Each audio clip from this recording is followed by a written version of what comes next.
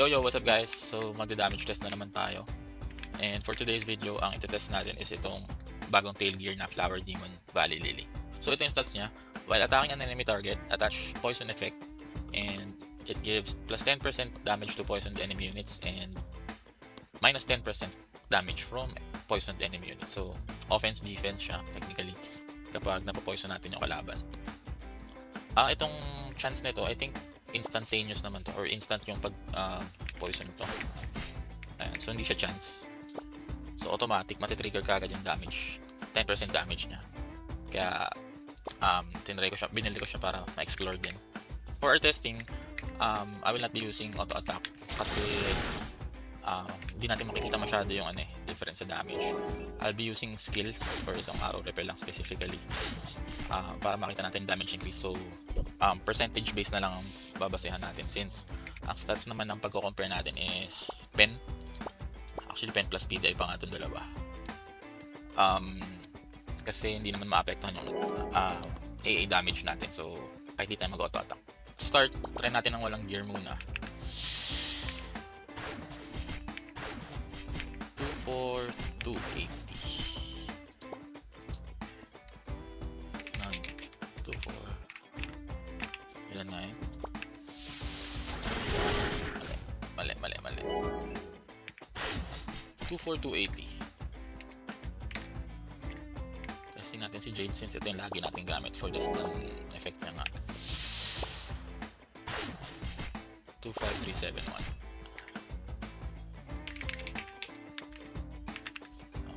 25371. Yep. Next is si Red Hot. 25643. Konti lang difference nila.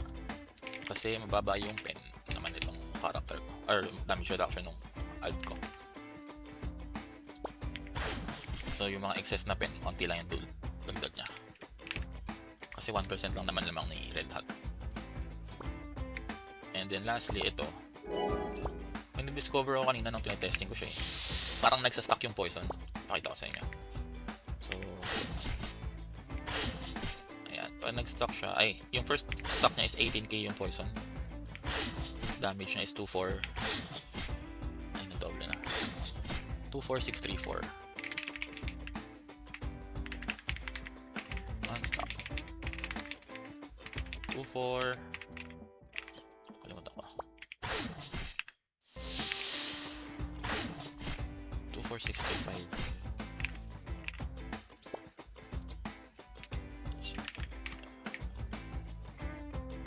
What?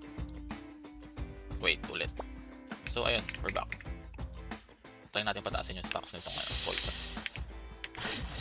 24634. 26985.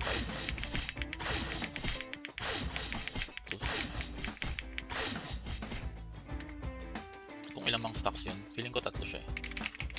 Kasi yung poison nagtataas din eh.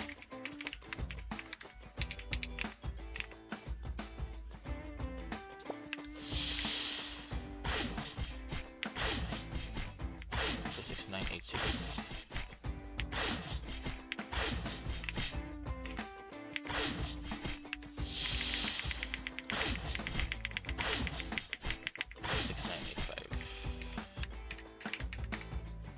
Kaya ako siya nasabing 3 stocks kasi nag-start yung poison niya as 18.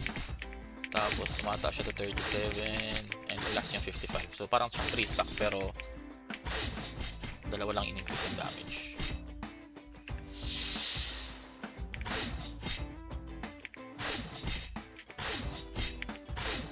Ayun. So malaking tulong din to sa PvP I think kapag mga tanky na yung kalaban natin. Wala nga lang yung 100% stun natin dito. Pero dahil doon, dagdag damage naman siya. Damage over time nga lang din siya.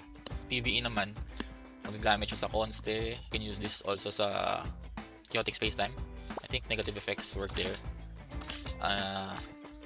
Di nga lang siya gagana sa mga legend runs, instances, ganyan. Ayun, yun lang guys. Shinare ko lang tong naisip ko kasi sanang build. Kasi nga, final damage naman sana yung habol natin. So malaking tulong to. Kung lagi naman siya nagpo-proc, instant siya kapag nag-hit ka, napo-poison ka agad, gumagana ka agad yung 10% na damage. we're losing nga lang yung 5 or 6% pen.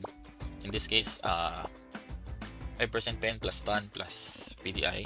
Dito, movement speed naman, PDI, tsaka 6% pen. If you check sa damage naman, mataas pa rin talaga yung poison. Siya yung may pinakamalaking bigay. In this scenario kasi mababa yung damage reduction ng tintira ko, yung alt natin na pare. So, magbabago din talaga depende sa pen ng kalaban mo eh. In this case kasi, ang damage reduction nitong pari ko is... Let me check lang. 29% lang. So, tagos na talaga yung pen natin dyan. Kaya yung more pen is not working. That's so much. Kaya yung difference nila hundreds lang. Final damage naman yung may malaking boost kapag lampasan mo na yung pen na required. And I guess that's it guys. Yun lang. Very quick video lang na pag-share nyo itong new tail gear. Thanks sa panonood. Deuces!